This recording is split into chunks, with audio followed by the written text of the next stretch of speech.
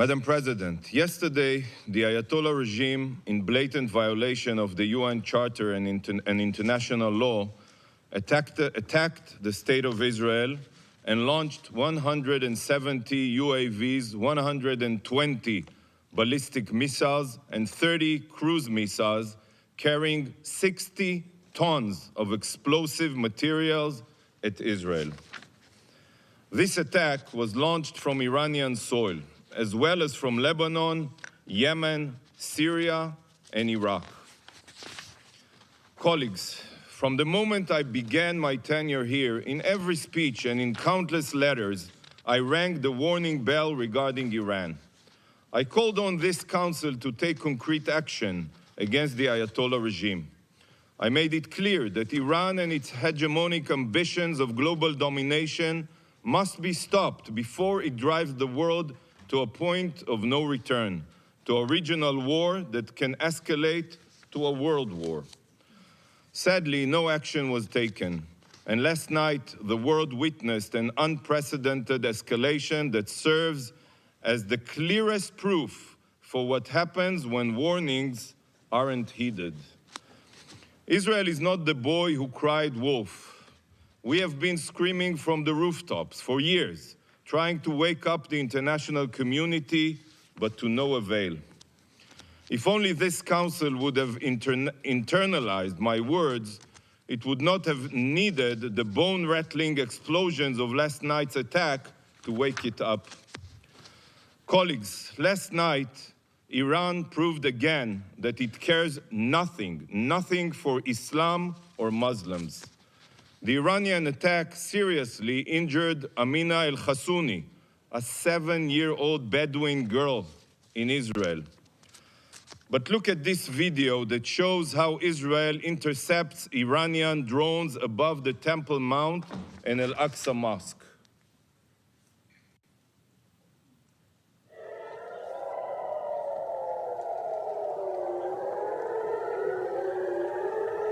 Here, you can look at it. This is the Al-Aqsa Mosque.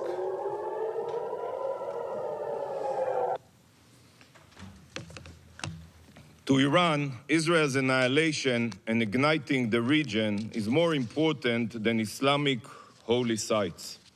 The Ayatollah regime, in its plot to impose a global Shiite hegemony through its proxies, has even attacked Saudi Arabia, as we all remember, Aramco oil field, the United Arab Emirates, and anyone else they view as an obstacle. I asked the Algerian representative here, how this make you feel? Is this a price you support, attempting to blow up mosques and murdering Muslims? Yet, while this direct Iranian attack on Israel was the first of its kind, it is just the most recent chapter in a blood-soaked saga that started from the moment the Islamic Revolution reared its head. The Ayatollah regime has a clear plan. Its goal has been and continues to be world domination by exporting its radical Shiite revolution across the globe. I assume you all know it. The Islamic regime of today is no different than the Third Reich, and Ayatollah Khamenei is no different than Adolf Hitler. Hitler's Third Reich was envisioned to be a 1,000-year empire stretching across continents, just as Khamenei envisions his radical Shiite hegemony to stretch across the region and beyond. This is why Iran arms themselves with intercontinental ballistic missiles, ICBMs. Iran and Israel are on the same continent. You are next. The Ayatollah regimes acts like the Nazi regime, and their army includes Hamas, Palestinian Islamic Jihad, Hezbollah, the Houthis, the Revolutionary Guard, and other savage jihadists. Instead of shouting, Sieg Heil, these radical Nazi Islamists scream, death to Israel, death to America, death to England. Just like the Nazi regime, the Ayatollah regime sows death and destruction everywhere it touches. For the past years, Ukrainian civilians have been killed from the skies with Iranian weaponry. President Zelensky in condemnation of Iran's attack last night, said, and I quote, "The sound of Iranian Shahed drones, a tool of terror, is the same in the skies over the Middle East and Europe. This sound must serve as a wake-up call to the free world. Listen to President Zelensky and wake up." Just like the ever-reaching hand of the Wehrmacht, Iran struck Albania with cyber attacks and launches strikes against Kurds in Iraq. We all remember the 2021 attack on the oil tanker Mercer Street, in which British and Romanian crew members were killed. And just yesterday, Iran seized a Portuguese cargo ship. The crew being held right now by Iran includes Indian, Filipino, Pakistani, and Russian nationals. Iran threatens global maritime trade. Iran is not only a terror state, Iran is a pirate state.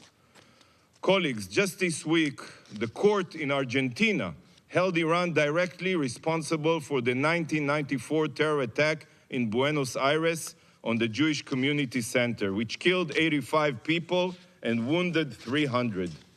And just like the Third Reich and their brutal SS officers, the Iranian regime not only spreads evil abroad, but also torments and murders their own citizens. In 2023 alone, the Ayatollah regime executed 834 Iranians. The regime oppresses women while murdering them for not wearing their hijab properly. When the Iranian people peacefully protest this brutality, they are suppressed by live ammunition. Hundreds of protesters were killed and thousands have been arrested. This is a regime that allows its own people to die of thirst in Isfahan, while it funds terror around the world with billions of dollars. What have you done to defend the world from Iran? Seriously, the entire globe is suffering from Iran, including the Iranian people. Please defend them. For years, the world has watched the rise of a Shiite Islamist Reich. Yet, just like during the rise of Nazism, the world has been silent, deafeningly silent. Mr. Secretary General, Iran has been violating Security Council resolutions and the UN Charter for years. They supply Hezbollah with weapons in violation of resolutions 1559 and 1701. They advance weapons proliferation in violation of resolution 2231. They violate resolutions 1540 and 2216. Why have you not used all possible means to condemn Iran and demand compliance? Why have you instead rolled out the red carpet for these genocidal jihadists? Why do you treat them as if they are interested in de-escalation when you know that the opposite is true? Colleagues, Iran's strategy has been crystal clear: arm, fund, and train terror proxies across the globe to carry out Iran's murderous scheme of domination. But today, the mask of Iranian deniability has been removed. No more hiding and no more bluffing. No more shirking of responsibility. Iran has attacked Israel from its own sovereign territory, publicly and proudly. The mask is off. Iran, the #1 global sponsor of terror, has exposed its true face as the destabilizer of the region and the world. And now, right now, is when the world must stop ignoring Iran's crimes and take action. As Iran's mask has fallen, the world's complacency must also fall. The mask comes off, and the gloves must come on.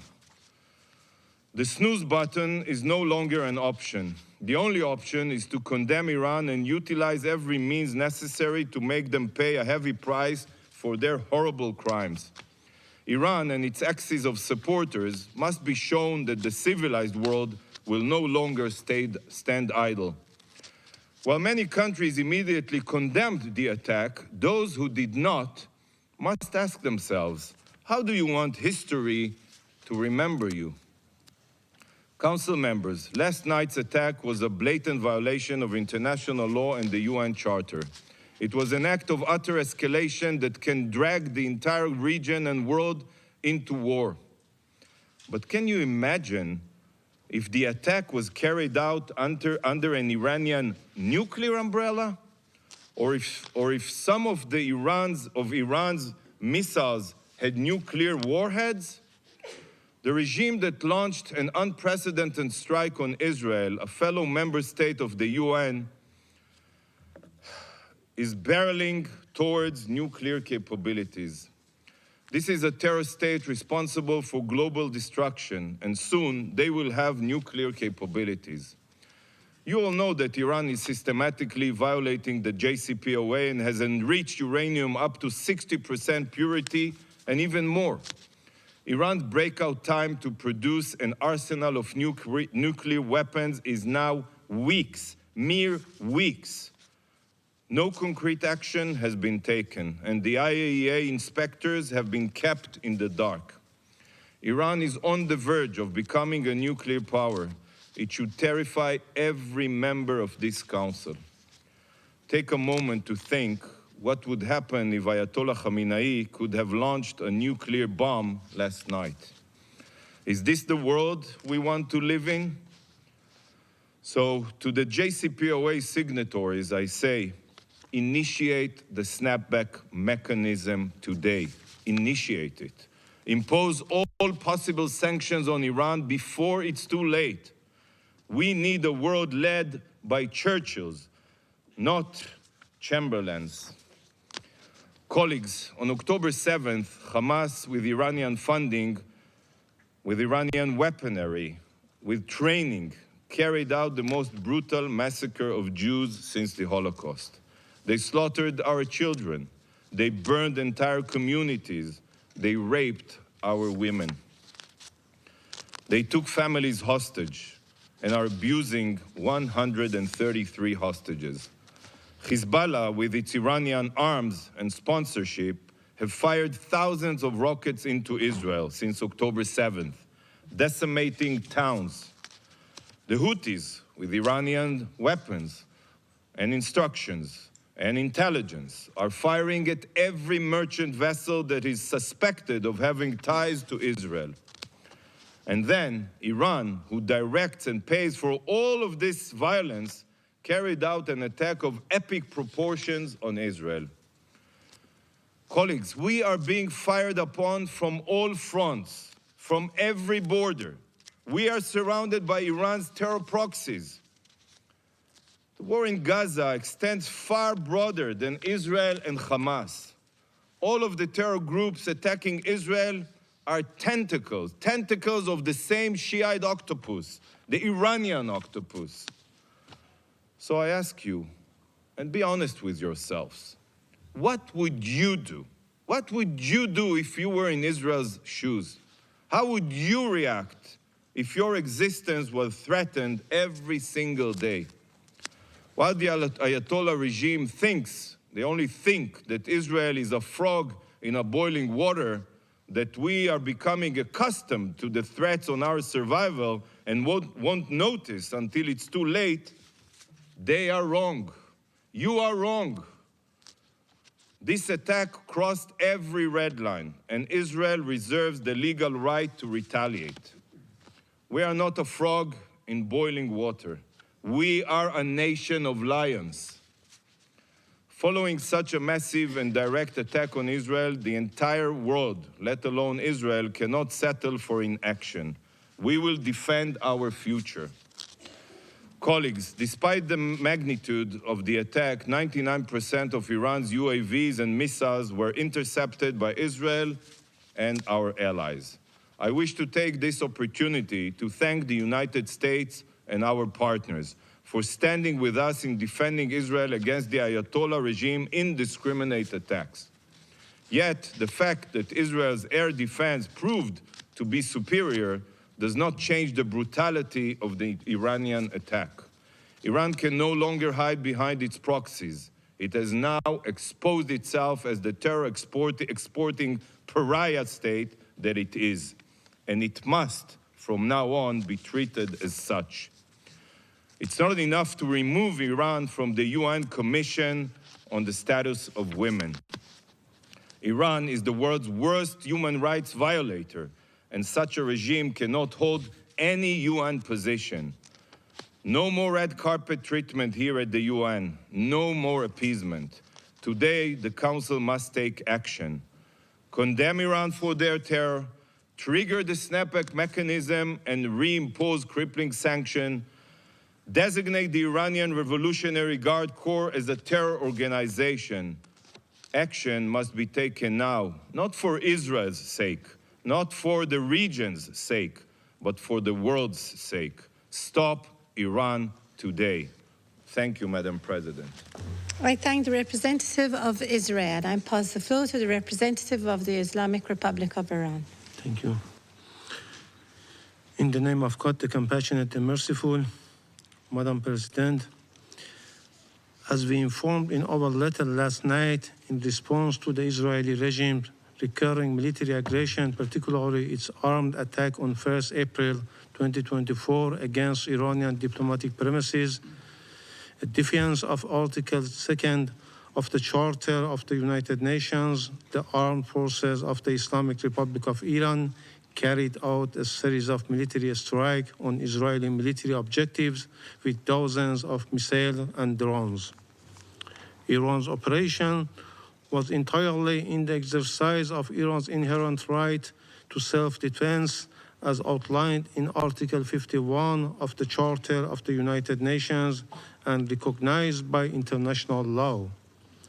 This concluded action was necessary and proportionate. It was precise and only targeted military objectives and carried out carefully to minimize the potential for escalation and prevent civilian harm. Madam President, we thank those members of the Council who condemned the Israeli armed attack against our diplomatic premises in Syria.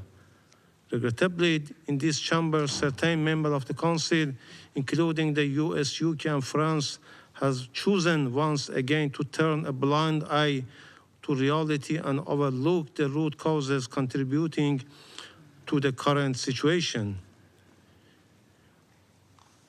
In hypocritical behavior, these three countries falsely blamed and accused Iran without considering their own failures to uphold their international commitment to peace and security in the region. They made unsuccessful attempts to use lies, manipulate the narrative, spread disinformation, and engage in a destructive blame game.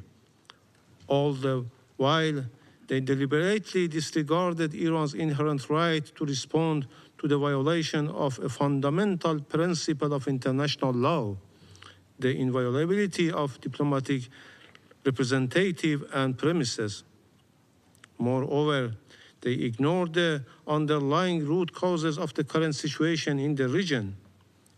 For over 6 months now, these countries, especially the United States, have shielded Israel from any responsibility for the Gaza massacre, while they have denied Iran's inherent right to self-defense against the Israeli armed attack on our diplomatic premises. At the same time, they shamefully justified the Israeli massacre and genocide against the defenseless Palestinian people under the pretext of self-defense. They made cynical attempt to justify and cover up the atrocities of the Israeli regime against the people of Palestine by arbitrary and misleading interpretation of self-defense. Madam President, following the Israeli regime cowardly terrorist and armed attack against our diplomatic premises in Damascus, the Syrian Arab Republic, on the 1st of April, we notified the UN Security Council and Secretary General of such international wrongful act, as well as of Iran's inherent right under international law to respond to such terrorist armed attack. Also, in a phone conversation with the UN Secretary General on 2nd April, Iran Foreign Minister discussed the situation and called for taking appropriate action and a strong condemnation from the international community for this horrific crime. We called upon the Security Council to strongly denounce this unjustified criminal and terrorist act, taking decisive and appropriate measure to bring the perpetrators to justice swiftly and prevent the requirements of such horrible crime against the diplomatic premises of any member state. Regrettably, the Security Council has failed in its duty to maintain international peace and security. Russia proposed a press statement to denounce this atrocious act, which was backed by China, Algeria, and many members, but was blocked by the US, UK, and France. Faced with such circumstances, the Islamic Republic of Iran had no choice but to exercise its inherent right to self-defense under international law. Madam President, the root cause of the current situation are clear to all. From the start of the Israeli war against Palestinian people in Gaza, more than 34,000 civilians, two-thirds of them children and women, have been killed. All civilian infrastructures have been targeted and destroyed by Israel. Even humanitarian workers have not been immune from the military attacks of this rough regime. The absence of accountability and conscious inaction faced with the Israeli genocide and war crimes against the Palestinian people has only emboldened this regime to continue its violation unchecked. The US and its allies have blocked the Security Council for over 6 months, protecting Israel from accountability for the Gaza massacre. They not only avoid condemning Israel for these atrocities, but also actively try to cover up them. Their sole priority is supporting and defending Israel, regardless of the consequences and at all costs. Despite international pressure and UN Security Council resolution calling for a ceasefire, Israel has defied this resolution. Rather, its focus remains on committing more atrocious crimes, showing no regard for international legal obligation. Madam President, this lawless regime has committed many atrocious crimes against our people. This regime blatantly and openly admitted its responsibility for the terrorist and destructive operation committed against Iranian officials, scientists, and civilians, and sabotage against our peaceful nuclear infrastructure in recent years. This Israeli regime even made explicit threats to use nuclear weapons against a sovereign member state of the United Nations. This terrorist regime is responsible for all criminal and terrorist acts committed against Iran and must bear the consequences. The Islamic Republic of Iran has warned time and again about the repercussions of the malicious activities of the regime on regional and international peace and security. Iran has exercised maximum restraint. Now it is time for the occupying regime to bear full responsibility for its consequences. This regime cannot avoid accountability. Madam President, Israel's ongoing destabilized and irresponsible action and atrocities against the nation in the region are a real threat to regional and international peace and security. The Israeli Prime Minister's policy seeks to expand and escalate the conflict in the region to stay in power. The member of the Security Council must not allow such an august body, the Security Council, to be held hostage to the ambitions of such a belligerent regime. It is time for the Security Council to shoulder its responsibility and address the real threat to international peace and security. The Security Council must promptly fulfill its duty under Chapter 7 of the Charter in response to Israeli reckless defiance. It must take urgent and punitive measures to compel this regime to stop its genocide and massacre against the people of Gaza and uphold its obligation, especially fully implement the UN Security Council resolution and legally binding orders of the International Court of Justice. The main and long-standing threat to the peace and security of our region is well known to all, and the attempts to conceal it through disinformation, a smear campaign, or baseless accusation against others are pointless and unfounded. Iran is never seeking to contribute to the spillover of the conflict in the region, nor does it to escalate or spread the tension to the entire region. Contrary to unfounded claims, Iran has no proxy in the region. No individual, group, or country act at the Iran behest. The US and Israeli regime attempt to label the resistance group in the region as the proxies or terrorists. Their sinister aim is only to justify and legalize their malicious and destabilize activities in the region. The resistance group are not proxies or terrorists. They are legitimate and are only fighting against the occupation and aggression of Israel in Gaza and occupied Palestine territories and of the US in the region. International law recognized such legitimate rights against any occupation and aggression.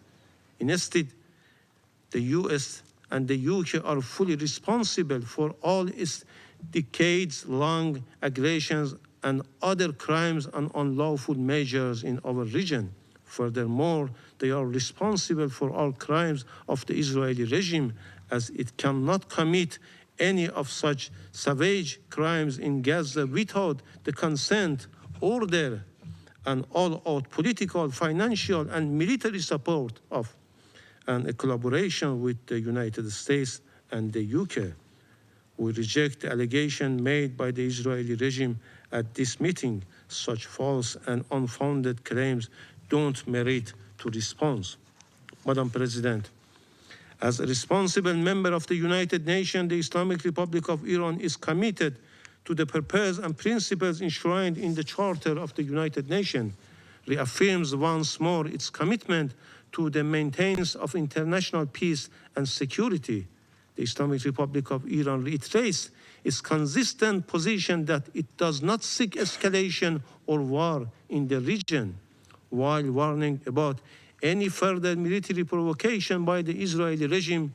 The Islamic Republic of Iran reaffirms its unwavering determination to defend its people, national security and interest, sovereignty and territorial integrity against any threat or act of aggression, and to respond to any such threat or aggression vigorously and in accordance with international law. The Islamic Republic of Iran will not hesitate to exercise this right when required. Madam President, Excellencies, Iran has no intention of engaging in conflict with the US in the region.